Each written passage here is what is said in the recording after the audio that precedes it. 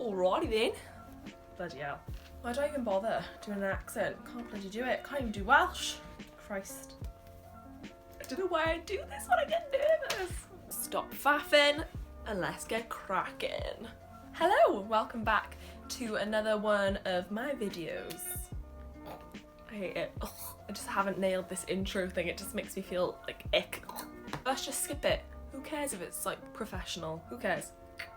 Welcome to my new beauty basics sort of series, that's the word, series of makeup basics videos for people. So I'm taking it super slow, and by super slow I don't mean like a basics just all in one video. I'm literally going to take it video by video and talk through every step. So for this video I thought the best place to start is to start with the base, because who doesn't want a perfect base on their face? So I've even got my little notebook here and I've been writing notes like a little sado. Feel like I'm back in school, but honestly I have nothing better to do with my time and I enjoy teaching, so even though there's pretty much nothing up there, enjoy what I've got, okay? So how do I get the perfect base to my skin? This is a question we all ask. We all want to look like porcelain dolls, not showing a single blemish, a single wrinkle or a line. We want flawless skin. We want it to last all day, right? No oil shining through, no flakiness. We want it perfect. So how do we get that? So I think it's quite fair to say that if you had perfect skin, it's going to be so much easier to get the perfect base. Obviously, I know that we're human and we're not necessarily going to have always perfect skin, but there's just ways in which you can use skincare to your advantage so that you have more even skin tone, and you're less dry or you're less oily, or you can help control acne. I'm not going to get into skincare because I'm not a specialist personally, but that's just a good place to start. You can do that by looking at YouTubers who are skincare specialists, or even booking an appointment in with a dermatologist who can help you look at your skin. So that would be the first thing that I would recommend, nailing your skin to the best of your ability. I mean, my skin isn't the best at the moment, but it's also a lot better than it was because I laid off on my heavier foundations for a while and I just really nourished and took care of my skin with the knowledge that I have of how my skin likes to act. Good place to start though is cleansing the skin. I recommend using like a cleansing balm. Elemis do one, Elemis Collagen Cleansing Balm, or the Clinique Take the Day Off Balm. Those are two that I love. I just find that way it gets rid of all the deep dirt that you've got, even if you took your makeup off the night before. Don't even tell me you've used a makeup wipe to take your makeup off. Just can't handle it. Okay, my heart can't handle it. Just get yourself a cleansing balm, please. Just make sure you're doing a double cleanse, getting rid of everything, but then also cleanse before you put your makeup on, because if you've been asleep and you've woken up, you've still got dirt on the face from just being in bed for all those hours. So just give yourself a clean, nice base. When I've used a cleansing balm to do my makeup first, my skin looks glowier and looks healthier, so that's my first step I recommend. Next step, I hope everyone knows, you have to moisturize.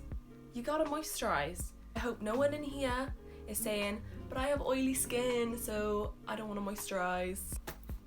Even if you have oily skin, you have to moisturize. Oil is more often than not produced because the skin is dehydrated. If you're using lots of oil absorbing products and stripping it and never adding the moisture back, the skin is going to think, oh my god, why are we so dry? What is the Sahara Desert? And it's going to push out more oil to your skin. So that's why if you're one of those people sat there thinking, yep, my skin's always oily, no matter how many oil absorbing products I use, how many mattifying products I use, I always produce oil and I shine through my makeup. Trust me, you need to be using hydrating products to add the hydration to your skin so your skin will stop adding the oil. But still speak to a dermatologist, because it's not in all cases.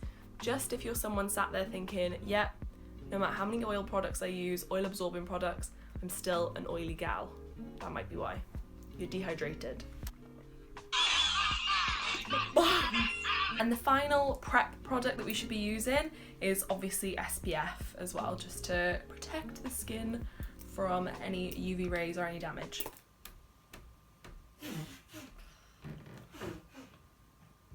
But primer, do we actually need it? I'm about to say something which is gonna blow your mind. Most foundations have primer built into them. Say what? Say what? Say what? Say what? I know, you're flabbergasted. You've been fooled, duped, bamboozled. But just think about it, all these foundations that are on the market, what's one of the first claims they have after saying what the coverage is? It's like 16-hour wear, 18-hour wear, 24-hour wear, 72-hour wear. Like, it's one of the biggest things, and it's because they want to be the longest lasting, because what does that mean? More people will buy it. Don't know who wears a foundation for like 48 hours anyway, but you know, some people do, clearly. The more people that love it and say, oh my gosh, it lasted all day, no foundation lasts on me, the more people will buy it. So most foundations now are incorporating primer into them. So now you might be wondering, so why have primer? Like, what's it for? Who should have it? Should I wear it? Here's what I recommend. One of the main selling points for a primer is its hold and its grip onto your foundation, and then obviously the longevity of how long it's going to last on your skin. However, with the foundations having primer built into them, you might be wondering, yeah, but why doesn't my foundation last all day on me? Well, let's take it back to the moisturizer. One thing to bear in mind with moisturizers, or just with any products in general, because we'll come back to this as well towards the end, you cannot mix the base. So whether you're using water base, oil base, or silicone base, they don't typically like to be mixed together. So you want to be careful what moisturizer you're using with what foundation, because that might be the reason as to why it's slipping. So for instance, if you're using a water-based moisturizer, you want to be using it with a water-based foundation as well. If you're using more of a silicone-based moisturizer, you want to be pairing it again with a silicone foundation. If you're using a water-based moisturizer and a silicone-based foundation, the water and the silicone just aren't going to grip onto each other, and it's just going to want to slide off. So that's something to bear in mind. But you can still make the same mistake with your primer. So you could still be using a water-based foundation and then get a silicone-based primer and a silicone-based foundation, and it's still not going to want to match up. So you're going to want to be going for the same sort of base throughout. This isn't the case for absolutely everyone, absolutely every product. Just in general, if you're really finding, oh my god, primers don't work for me, my moisturizer's not keeping it on, my 72-hour wear foundation isn't keeping it on, then these are the things that we can be questioning and looking at with the products that we buy. Another plus to primers is they can help smooth out any fine lines or wrinkles. So particularly if you worry about things like laugh lines, crow's feet, any sort of wrinkles through the forehead or anywhere on the face, or just fine lines, even acne scars, just any sort of indentation where you want to fill, primer can be something to help. It would be a silicone primer that you'd be looking for, and you really want to press it into the skin.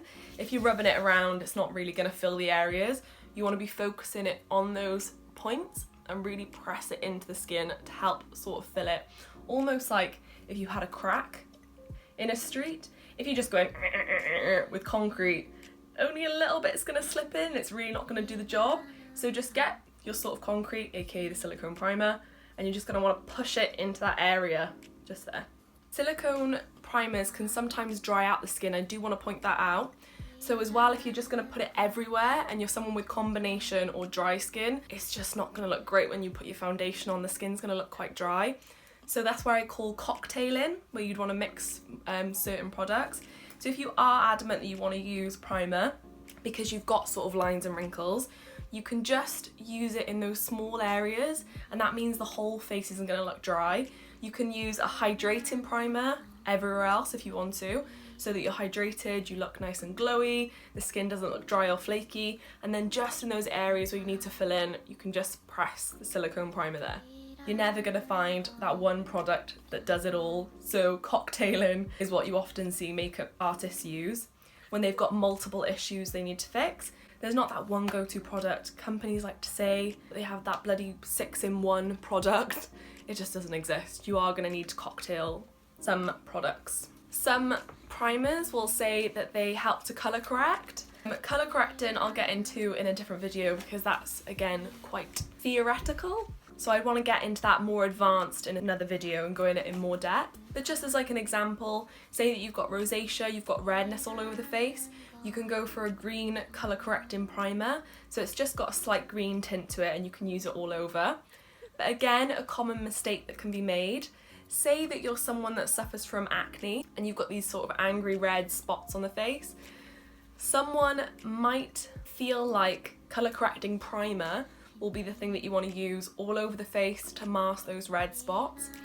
But to be honest, if it's quite angry red acne, you're going to want to use an actual colour corrector because those are typically deeper in pigment, so you'd have more of a green tone and you can just spot conceal. So literally over those areas that you're most concerned about, just use that and really blend it out and then go over the top with concealer or your foundation. If you're using it all over the face, the pigment isn't as strong and it's not going to be as effective. It's more for someone if they have got rosacea, that sort of thing. There's loads of other examples of colour correcting primers in different colours. So you've got like pinks, lavenders, yellows, greens, all sorts, and they all do different things. We can get into that into another episode. A benefit to using a colour correcting primer is if you are able to do something like cancel out redness by using a green primer, that then means that you might be able to use more of a natural foundation because you don't have to use so much product. I don't think a lot of people know this, but primer is also really good to help with people who suffer from breakouts or if you're prone to acne, because what the primer can do is actually create like a protective layer or like a barrier or a protective shield on the skin so that any foundations, bronzers, blushes, anything else that you then add to the skin, it's not going to affect your skincare that you've put on underneath. So that's one positive, but you could also argue that that's the job of a moisturizer. Moisturizers, again, create a barrier for skincare. They keep all the hydration inside the skin that you've added before your moisturizer. But on that note, it's important if you are someone that suffers from acne and you find that it does flare up from certain products, what I think would be beneficial for you is to use a website called Acne Mantra. I can link it down below. Or you could use any ingredient checker. So what Acne Mantra is it basically checks the ingredients which are in the products that you use to check if they're comedogenic or not. Comedogenic basically meaning, does it clog the pores? So as an example, say that you were using this foundation, which is the XX Revolution Foundation. You can go on their official website, copy the ingredients from the official website, take it over to acnemantra.com, paste the ingredients, and see how high it is on the scale of being comedogenic. Unfortunately, no foundation is going to be good for you. I know, it sucks.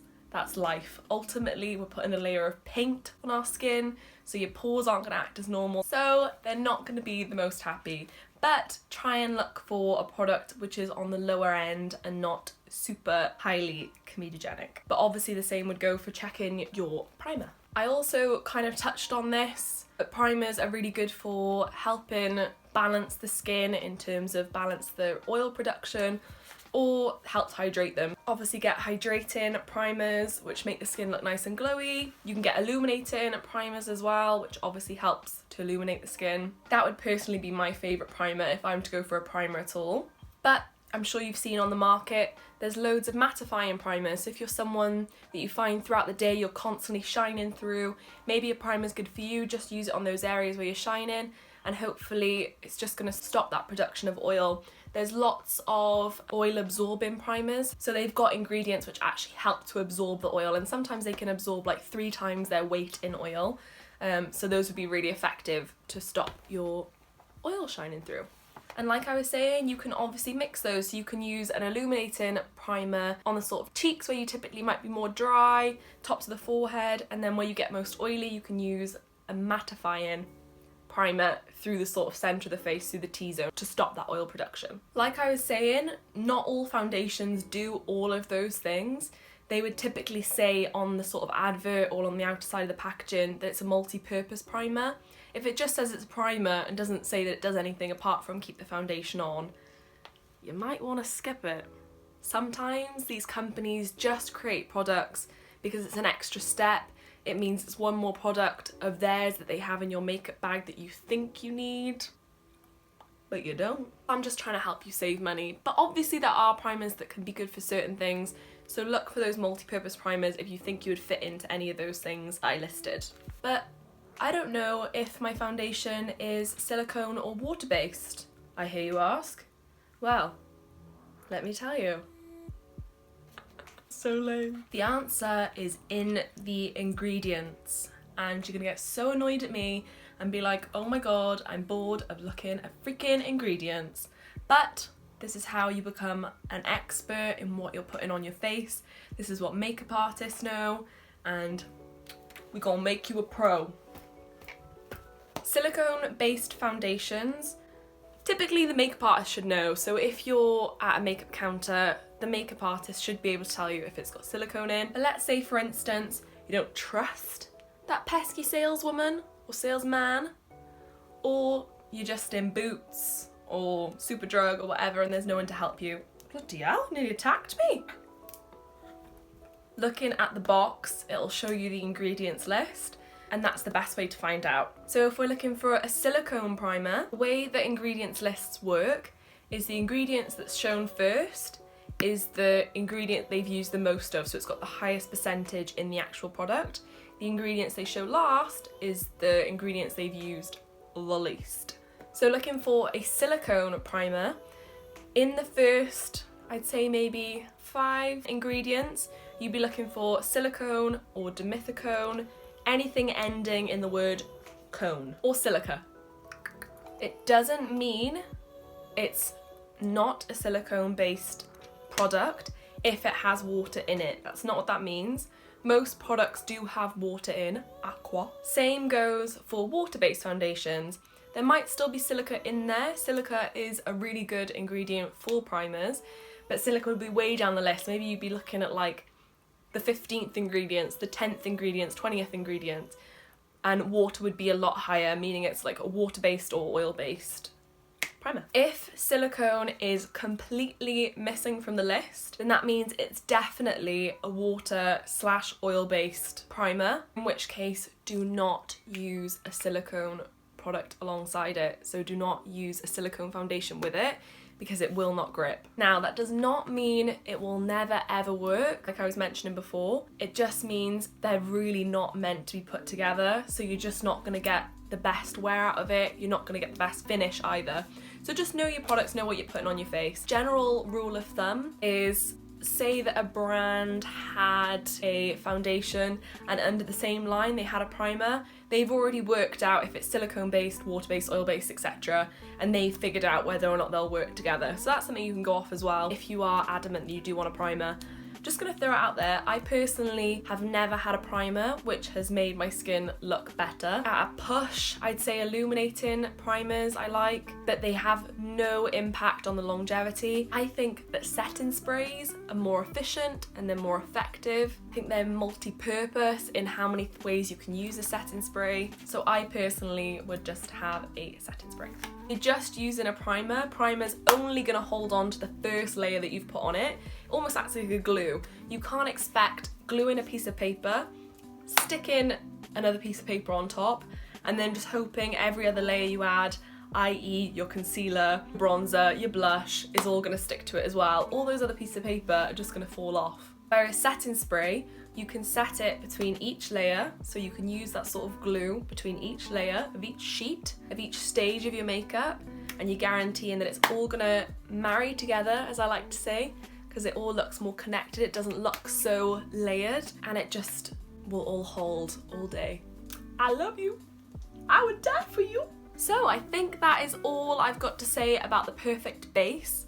I hope people weren't thinking that I was gonna go into foundations in this one, because like I said, I'm really taking it slow and I want you to know everything that we sort of know. So we're taking it step by step, baby.